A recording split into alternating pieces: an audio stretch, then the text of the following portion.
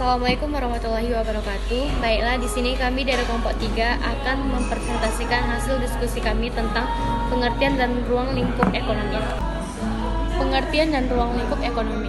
Ilmu ekonomi adalah ilmu yang mempelajari perilaku individu dan masyarakat, membuat pilihan dengan atau tanpa uang, menggunakan sumber-sumber yang terbatas dengan cara atau alternatif terbaik untuk menghasilkan barang dan jasa sebagai pemuas kebutuhan manusia yang relatif atau tidak terbatas.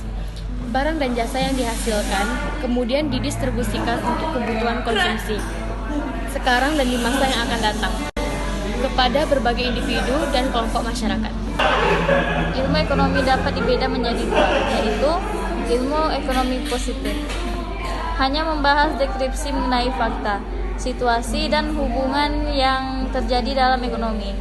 Merupakan ilmu yang melibati diri dalam masalah apakah yang terjadi. Oleh karena itu, ilmu ekonomi netral terhadap nilai-nilainya. Artinya, ilmu ekonomi positif atau membahas nilai hanya menjelaskan apakah harga itu dan apakah yang terjadi jika harga itu naik dan turun, bukan apakah harga itu adil atau tidak. Ilmu ekonomi normatif membahas pertimbangan-pertimbangan nilai etika. Ilmu ekonomi normatif beranggapan bahwa ilmu ekonomi harus melibatkan diri dalam mencari jawaban atas masalah-masalah apakah yang seharusnya terjadi. Ilmu ekonomi sebagai bagian dari ilmu sosial tentu berkaitan dengan bidang disiplin akademis ilmu sosial lainnya, seperti ilmu politik, sosiologi, psikologi, antropologi, sejarah, geografi, dan lain-lain. Sebagai disiplin yang mengkaji tentang aspek ekonomi dan tingkah laku manusia, juga berarti mengkaji peristiwa-peristiwa ekonomi yang terjadi di dalam masyarakat. Ruang lingkup ilmu ekonomi. Ilmu ekonomi memiliki ruang lingkup mikro dan makro sehingga mudah untuk dipelajari. Keduanya memberikan batasan dan asumsi yang jelas. Ekonomi mikro. Ekonomi mikro merupakan cabang ilmu ekonomi yang khusus mempelajari bagian-bagian kecil atau aspek individual dari keseluruhan kegiatan perekonomian. Analisis dalam teori ekonomi mikro antara lain meliputi perilaku pembeli atau konsumen dan produsen secara individu dalam pasar. Perilaku pembeli atau konsumen dan produsen secara individu dalam pasar. Jadi intinya dalam ekonomi mikro adalah hasil masalah penentuan harga. Sehingga ekonomi mikro sering dinamakan dengan teori harga.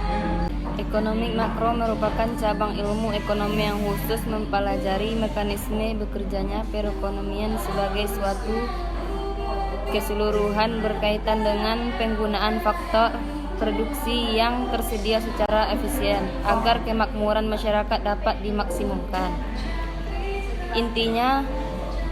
Intinya ekonomi makro menganalisis penentuan tingkat kegiatan ekonomi yang diukur dari pendapatan, sehingga ekonomi makro sering dinamakan sebagai teori pendapat income theory. Baiklah, di sini saya akan melanjutkan yang tadi, yaitu tujuan dan sasaran analisis ekonomi mikro lebih dititik beratkan kepada bagaimana membuat pilihan untuk satu, mewujudkan efisiensi dalam penggunaan sumber-sumber, dan dua, mencapai kepuasan yang maksimum.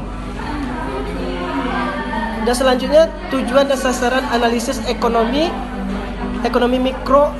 makro atau lainnya membahas masalah satu, sisi permintaan agregat dalam menentukan tingkat kegiatan ekonomi. Dua, pentingnya kebijakan dan campur tangan pemerintah dalam mewujudkan prestasi kegiatan ekonomi yang diinginkan. Baiklah, itulah hasil diskusi dari kelompok kami. Apabila ada kesalahan dan kejanggalan, kami mohon maaf. Wabillahi taufiq wal hidayah. Wassalamualaikum warahmatullahi wabarakatuh.